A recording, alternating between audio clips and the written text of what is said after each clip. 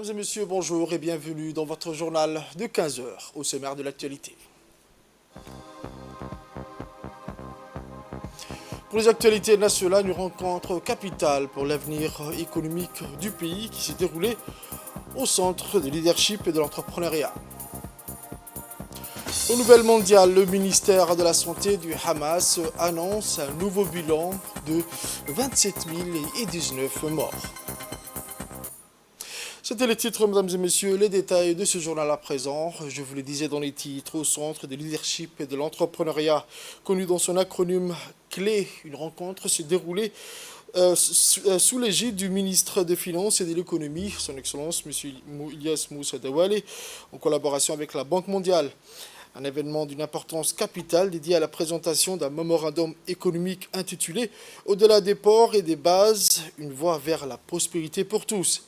Cette assemblée a réuni un parterre diversifié de personnalités, des membres éminents du gouvernement aux représentants du secteur privé, en passant par les acteurs économiques du premier plan. Le ministre des Finances et de l'Économie, accompagné des représentants de la Banque mondiale, a écouté attentivement les interventions de l'audience, prenant des suggestions et des recommandations formulées. Cette atmosphère d'échange ouvert et constructif a permis de renforcer l'engagement mutuel en faveur d'une réforme économique durable et inclusive.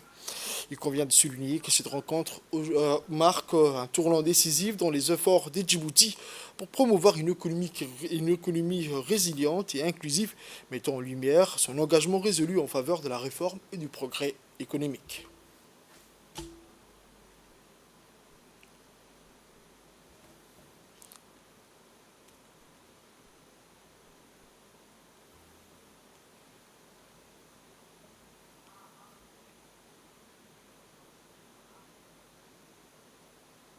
On écoute à présent l'intervention de la représentante de la Banque mondiale. Voici son mot. Technique et financier est bien représenté et nous en remercions chaleureusement. Après celui de 2005, le présent mémorandum vise surtout à soutenir les autorités djiboutiennes dans leurs efforts constants d'élaborer et de mettre en œuvre des stratégies nationales susceptibles de maintenir une croissance forte, inclusive et durable, source de création d'emplois, notamment pour les jeunes et les femmes.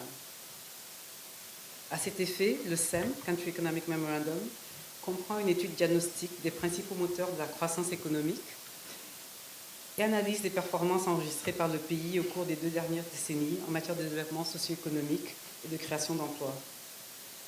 Le rapport, comme vous le verrez, identifie également les principales contraintes structurelles à la croissance économique et propose des options de politique et de réforme dans les secteurs clés de l'économie djiboutienne. Depuis son lancement en novembre 2022, ce document de référence a fait l'objet de consultations élargies avec les pouvoirs publics, le secteur privé, la société civile et les partenaires au développement. Une série de réunions thématiques et ou bilatérales a été organisée par nos équipes sectorielles avec les principaux acteurs du secteur public dans les domaines clés couverts par le CEM, que ce soit énergie, télécommunications, transport, capital humain, etc. D'autres réunions bilatérales ont été également menées par l'équipe d'experts en économie avec une dizaine d'entreprises représentatives du secteur privé. Enfin, des présentations suivies de consultations fructueuses ont été organisées à l'intention des partenaires techniques et financiers. Ensuite, les dires de son Excellence, M. Ilyas Moussa Dawale. Comme vous le savez, une période assez intéressante, comme beaucoup de pays dans la région, sur le plan de la géopolitique au niveau régional, mais également international, mais également sur le plan de la géoéconomie dans la région. Et donc de ces documents ressort le parcours de Djibouti durant ces dernières décennies, avec un regard sur le rétroviseur plutôt positif. Et c'est peut-être l'occasion de parler un peu de ce que j'appelle les contradictions heureuses de Djibouti. Voilà un pays, au jour de l'indépendance, on n'a pas donné, on n'aurait pas parié sa survie pour plus d'1 an. Certains journaux, à l'époque, écrivaient que ces pays n'allaient pas durer plus d'1 an en raison de sa complexité, de ses caractéristiques socio-culturelles, mais également de son contexte régional, compte tenu du conflit qui secouait la région, notamment entre la Somalie et l'Éthiopie. Nous voilà bientôt 50 ans. Non seulement ce pays tient debout, mais a réalisé également pas mal de performances. Les contradictions heureuses dont j'ai parlé, je cite entre autres, ces petits pays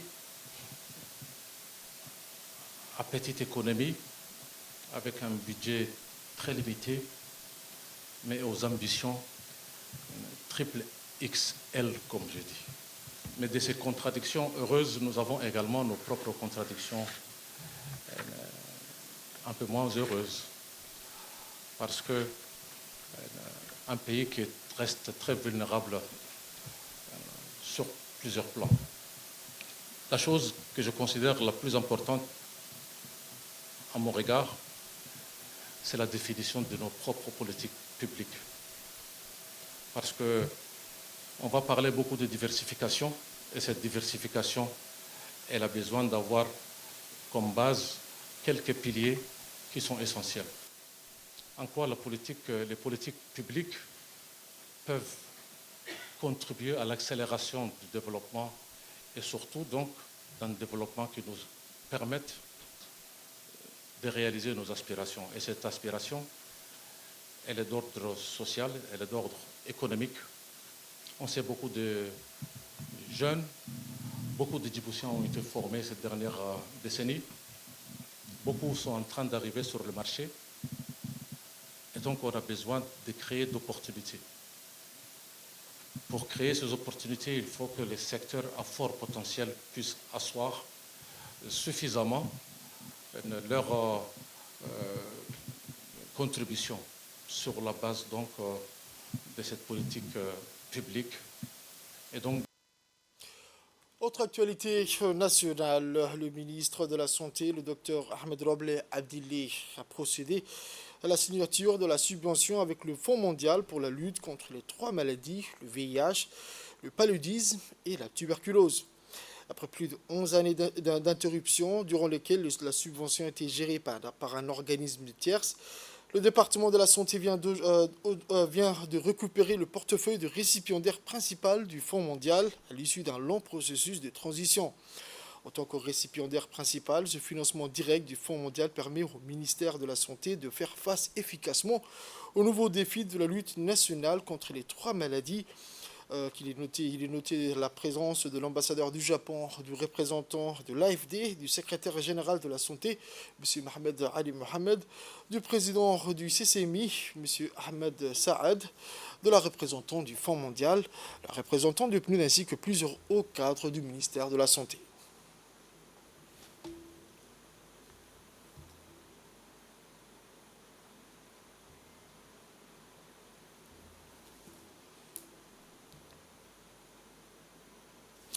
On écoute à présent le président du CCMI, M. Ahmed Saad, qui a salué les efforts du pays qui s'est consacré totalement par la réussite de la transition jusqu'à l'aboutissement final en tant que récipiendaire final. Je pourrais également dire que c'est l'aboutissement d'un souhait national. Vous savez qu'il ne suffisait pas d'espérer, mais de travailler durement, être mobilisé, persévérer, et malgré les contraintes et les difficultés rencontrées, pour enfin réussir à remonter la pente.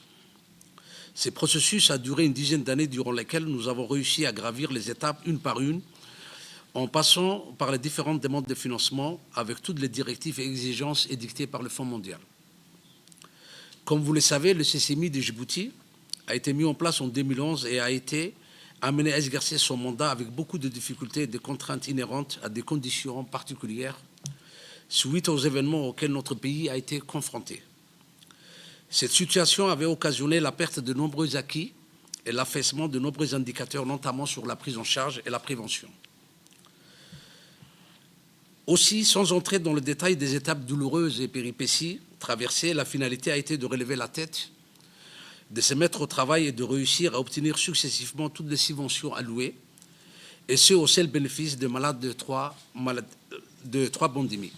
Le Fonds mondial est partenaire de la santé à Djibouti depuis presque 20 ans, d'appui pour la lutte contre le VIH, la tuberculose et le paludisme entre 2005 et 2023, auxquels se rajoutent 4,3 millions pour l'appui au Covid pendant la période 2020 à 2023.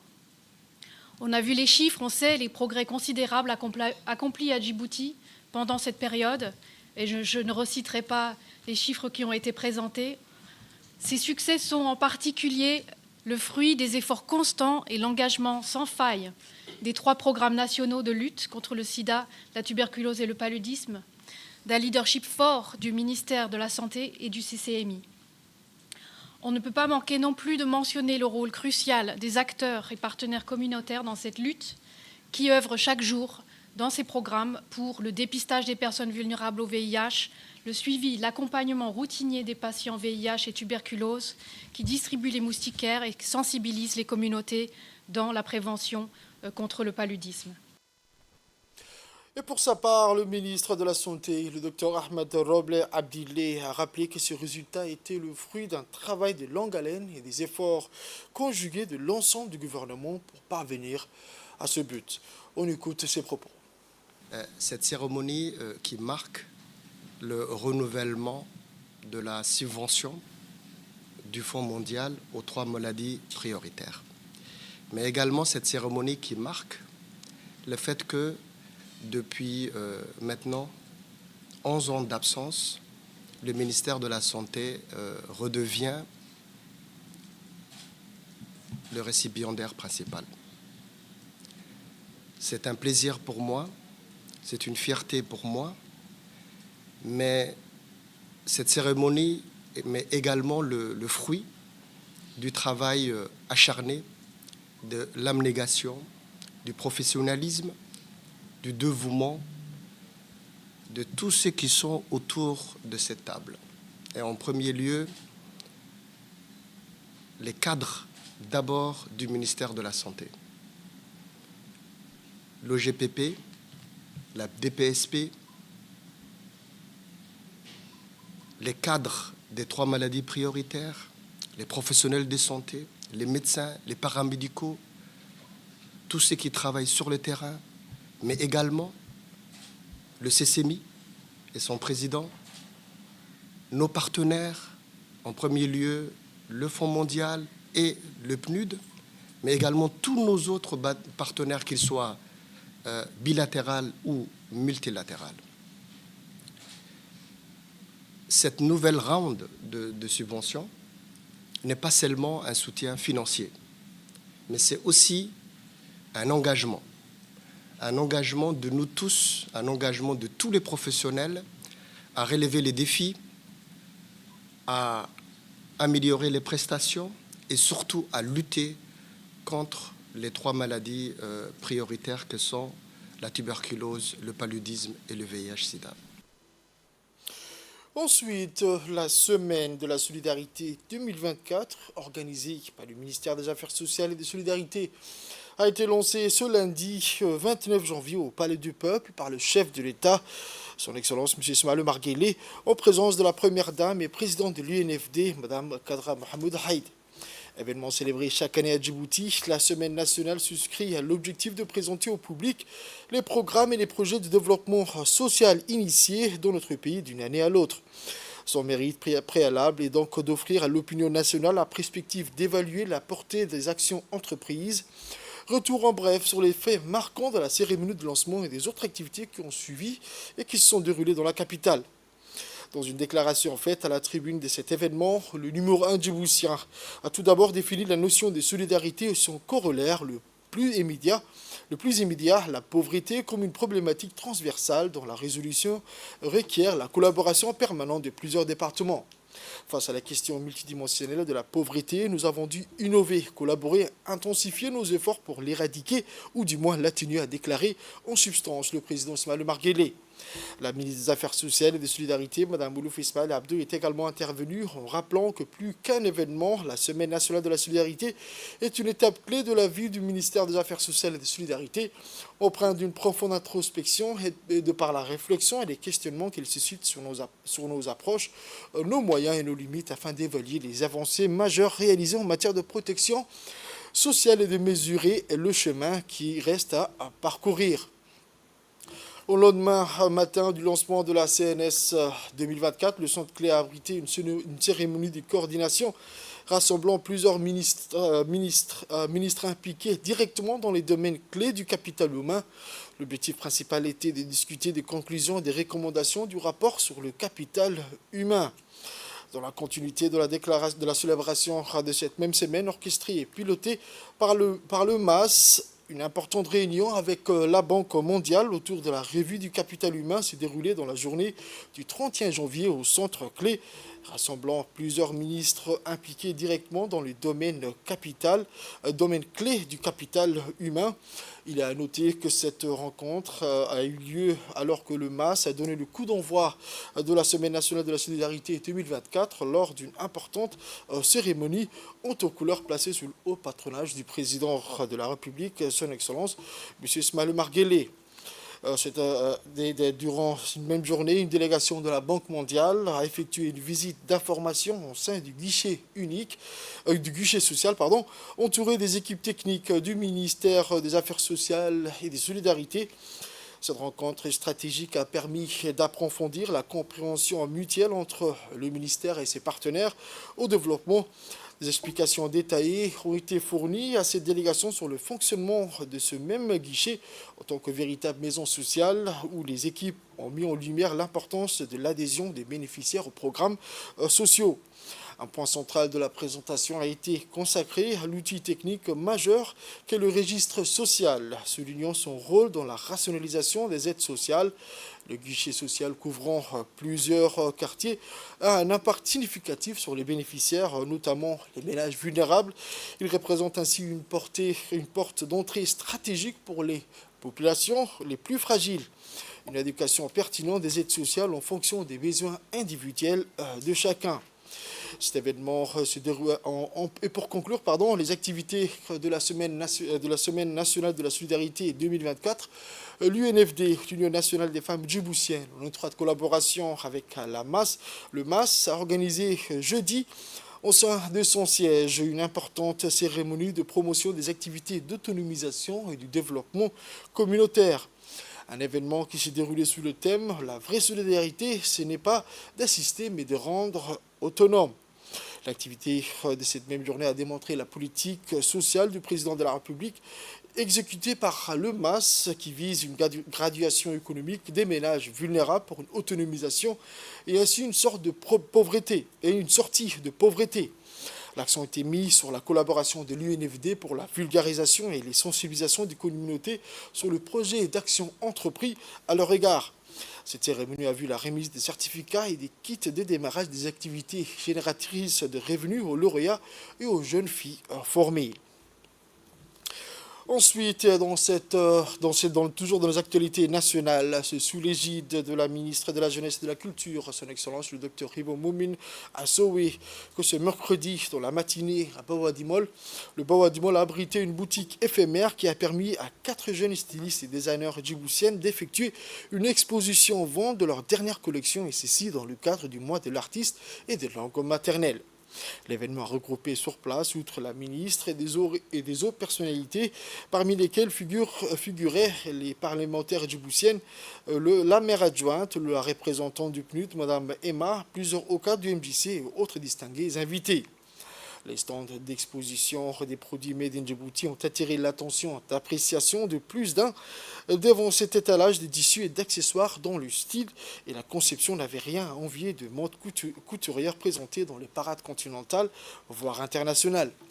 Certes, les conceptions des styles reflétaient une ouverture pour une interconnexion culturelle tout en veillant aux valeurs et produits locaux.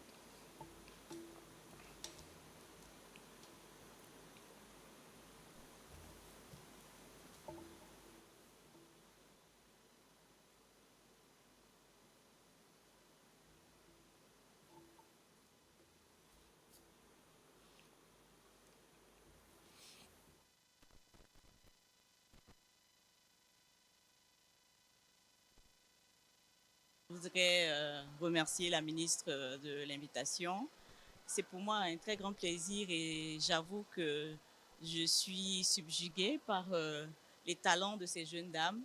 Et je pense que le concept de boutique éphémère est très prometteur.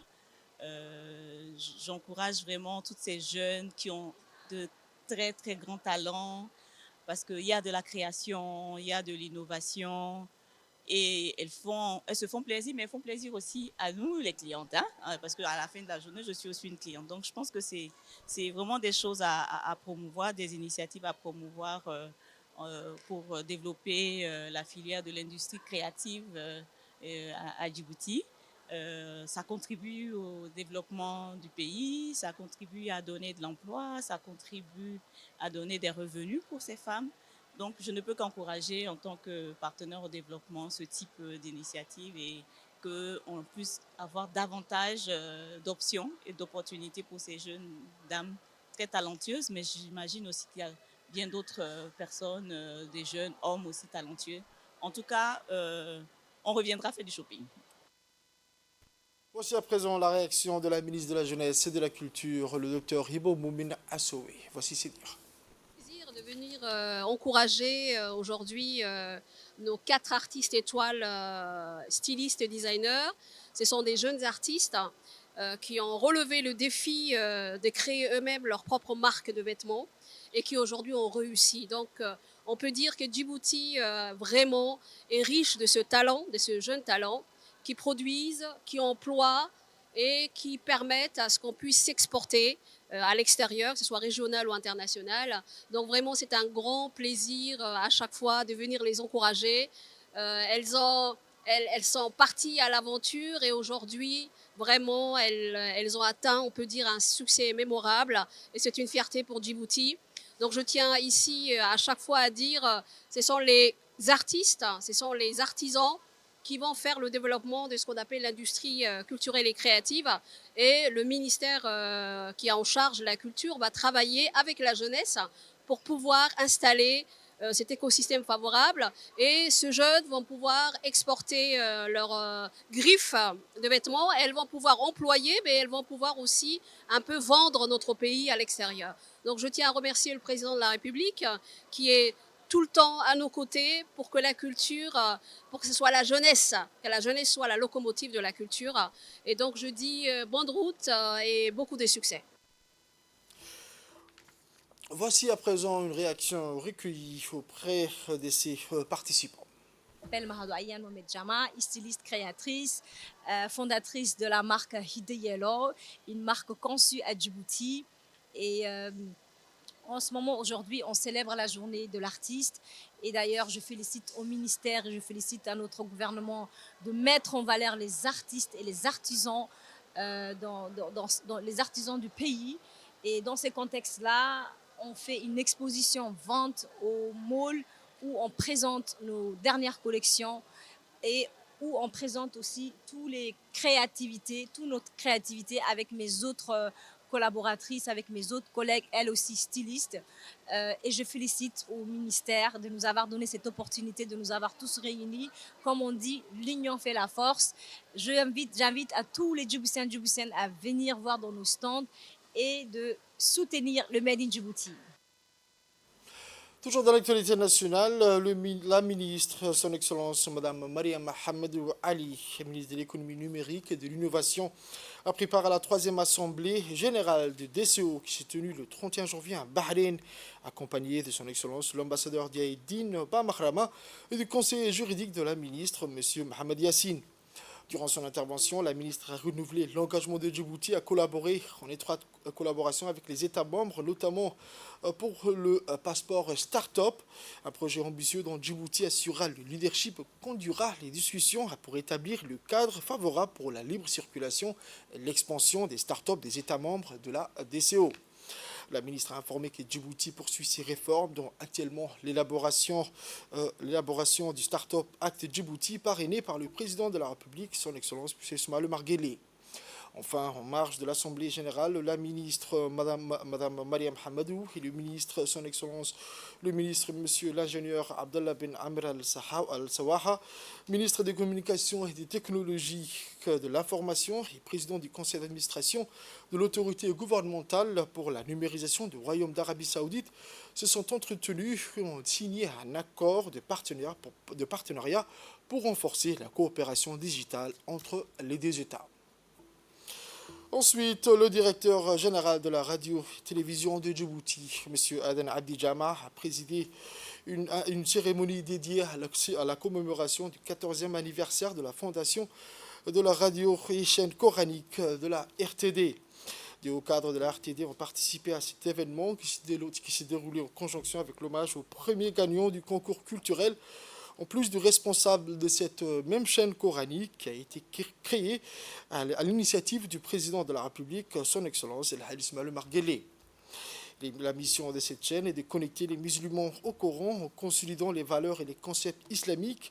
Et l'un de ses objectifs les plus importants est d'inculquer l'amour du Coran et d'en apprendre le sens, en plus d'établir les concepts corrects. Depuis son premier lancement, cette chaîne a diffusé le Coran récité avec la voix des récitants célèbres tels que le Cheikh Abdulrahim al-Sudaisi, Cheikh Saoud bin al-Ibrahim al-Shuraim, Cheikh Abdul Basit Abdul As-Samet également. Il convient de noter que la diffusion du Saint-Coran est considérée comme un moyen important de diffuser les valeurs et principes islamiques, d'améliorer la communication spirituelle entre les musulmans et d'approfondir la compréhension du public sur l'islam et ses enseignements. Dans son mot, le directeur général de la RTD, M. Aden Abdi Jama, a exprimé ses sincères remerciements à sa grande gratitude au président de la République, El Hadj Ismaïl Omar Guelleh, pour sa digne et louable initiative, notant par la même occasion qu'elle reflète son leadership avisé, sa vision perspicace et son approche constructive visant à préserver l'identité islamique du peuple djiboutien. M. Aden Abdi Jama a également salué les efforts déployés par l'équipe de présentateurs de programmes, de diffuseurs et de techniciens de la RTD, qui ne ménage aucun effort pour réaliser le message sublime qui diffusera et enseignera le Saint-Coran et la culture islamique. Le directeur a également profité de cette occasion pour féliciter les premiers lauréats du concours culturel de la radio de la RTD dans sa 13e édition et a également remercié les donateurs qui contribuent à fournir les prix d'honneur attribués à ces lauréats. Je vous emmène au nord à présent où l'équipe mobile du centre médico-hospitalier de Tadjoura a fait un déplacement vers les localités de Randa. Cette année, l'équipe mobile est renforcée par la présence d'un médecin gynécologue. Mais cette initiative du médecin-chef de la région de Tadjoura a pour objectif l'amélioration de santé maternelle et infantile. L'équipe mobile du centre médico-hospitalier de Tadjoura a déplacé la consultation des gynécologues obstétriciens vers les localités reculées afin de faire profiter les habitants qui ne peuvent se rendre au chef-lieu. Pour l'équipe médicale du centre médico-hospitalier de Tadjoura, ce déplacement permet de connaître en avance les pathologies prédominantes dans la localité, mais aussi d'anticiper les éventuelles complications.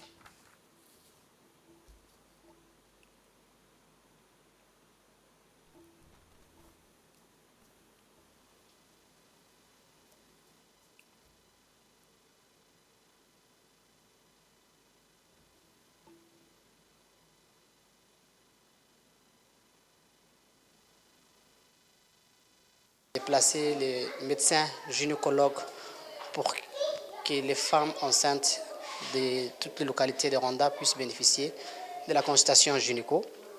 Durant cette consultation, les médecins gynéco vont leur faire l'échographie sur place. Par la même occasion, il va leur donner des conseils. Ça leur permet d'éviter les déplacements jusqu'à Tadjoura et pour nous aussi de connaître le nombre de femmes ou bien les pathologies auxquelles on peut s'attendre dans la localité de Randa. Donc ce n'est pas la première fois, ce n'est pas la deuxième fois. On a déjà fait Daï, on a fait Adaïlou, on a fait Balhou, on a fait déjà Dora et on continue sur cette lancée. Chaque fois, au moins une fois par semaine, on déplace les gynécologues dans une localité, que ce soit dans une localité où il n'y a pas de poste de santé, mais on privilégie souvent la localité où il y a un poste de santé pour pouvoir faire l'échographie. Si on part dans une localité où il n'y a pas d'échographie, où il n'y a pas d'électricité, ce n'est pas évident de faire l'échographie. Donc, L'objectif surtout de ces déplacements, c'est de faire bénéficier les femmes enceintes des localités de l'expertise des gynécologues, de l'échographie, des conseils et de connaître les pathologies de la femme enceinte en avance. Nous, ça nous permet de connaître les différentes pathologies auxquelles s'attendre. Si jamais il y a des évacuations ou bien si jamais on doit envoyer l'ambulance, on connaît déjà en avance de quelle femme il s'agit, de quelle pathologie il s'agit, c'est à quoi on peut s'attendre. Donc nous continuons. Et par la même occasion, les activités de vaccination se déroulent à Ronda. Il y a la consultation prénatale. Par la même occasion, on fait la consultation PSIM, c'est-à-dire la consultation pour les enfants, la consultation pour la malnutrition. Donc, c'est pas la première fois, ça va continuer et on fait chaque jour, une fois par semaine, une localité. Aux nouvelles mondiales à présent, mentionné dans le titre, le ministère de la Santé a déploré un bilan encore plus lourd des victimes palestiniennes tombées sous le feu de l'armée israélienne dans la bande de Gaza, avec plus de 27 000 tués martyrs palestiniens et 66 139 blessés depuis le 7 octobre 2023. Le ministre belge des Affaires étrangères, Hadja Al-Habib, a annoncé dans la nuit de jeudi à vendredi avoir convoqué l'ambassadrice d'Israël en Belgique après des frappes ayant détruit les bureaux de l'agence belge de développement dans la bande de Gaza. Dans le sud, la zone autour de l'hôpital Nasser de Khan Younes est un autre point de fixation des affrontements et l'OMS dit ne pas avoir été en mesure de ravitailler l'établissement hospitalier. L'armée israélienne a communiqué le bilan des soldats et des officiers tués depuis le début de la guerre, le 7 octobre 2023, qui s'est alourdi à 561, dont 224 militaires morts depuis le début de l'offensive terrestre contre la bande de Gaza, qui avait débuté le 27 du même mois. C'est tout pour ce journal de 15h, mesdames et messieurs. Merci à vous de l'avoir suivi. Restez avec nous pour la suite du programme sur Télé Djibouti.